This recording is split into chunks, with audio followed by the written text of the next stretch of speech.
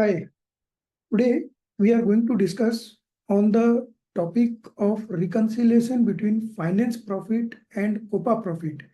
So let us understand why this reconciliation is important for the purpose of our reporting. So the first important question, why this reconciliation is required? So this reconciliation is required because in finance, profit and loss, we used to enter all the expenditures, whether it is related to material, whether it is related to conversion, whether it is related to marketing, whether it is related to any other, all the expenditures we are capturing in the financial P&L. In the same line, we are capturing all the sales and other income also in the income side of the financial P&L.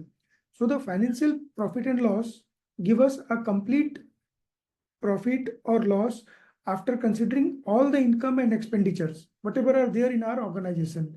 At the same time, in the COPA, we used to record the sales and the cost of goods sold for the quantity which we have sold.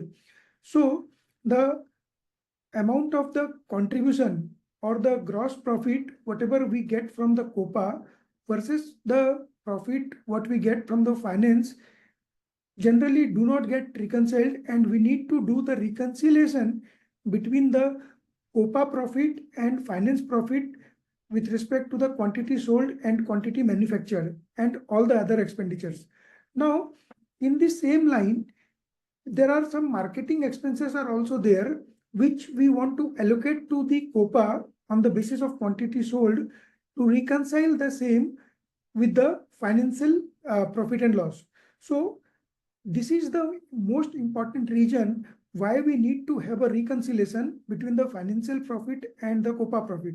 And one more important thing, unless we do the reconciliation between the COPA profit and finance profit, any of the COPA report would not be useful for the purpose of management reporting.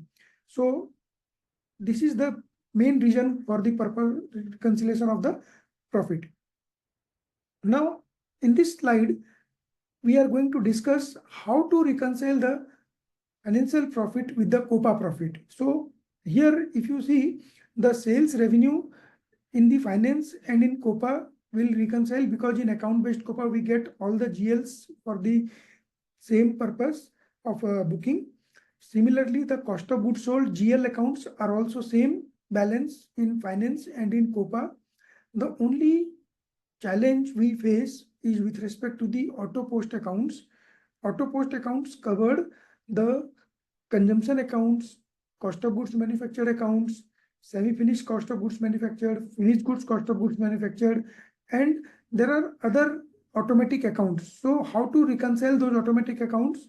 So this is the third line in my particular slide, where we can make the balance of all the automatic reconciliation accounts, automatic posting accounts as nil, provided we complete all the month-end closing successfully, settle all the variances, and absorb all the under and over absorption of overhead cost for the purpose of our production reporting. So if you can see, if we follow these three options, then we add these three GLs, RM consumption, PM consumption, SFG consumption, SFG COGM, FG COGM, plus all my 43 category secondary cost elements. The total of all this should be nil, provided we settle all the production order, auto posting, there is no manual entry on that, and we capture all the under and over absorption. So this is the main point which we can address for the purpose of reconciliation. Apart from that, any other indirect overhead expenditures for the marketing expenses, selling expenses, we can reconcile to the COPA, and those expenditures are only sales and marketing related, and it should not cover anything with respect to the factory overhead, because factory overhead is already taken care in the row number 3. Apart from that, in finance, we may post a lot of non-operating expenses. So those non-operating expenses should not be part of my COPA P&L, and those will form part of the reconciliation between the FI profit and COPA profit. So this is the main way or the tips for the reconciliation of finance profit and COPA profit.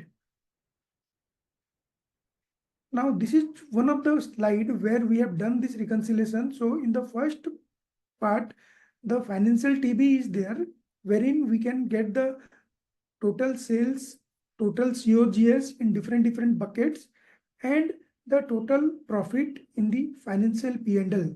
Now, in the right hand side, we can see the COPA P&L. In this COPA P&L, also we can get the sales and the breakup of the COGS and the total operating profit.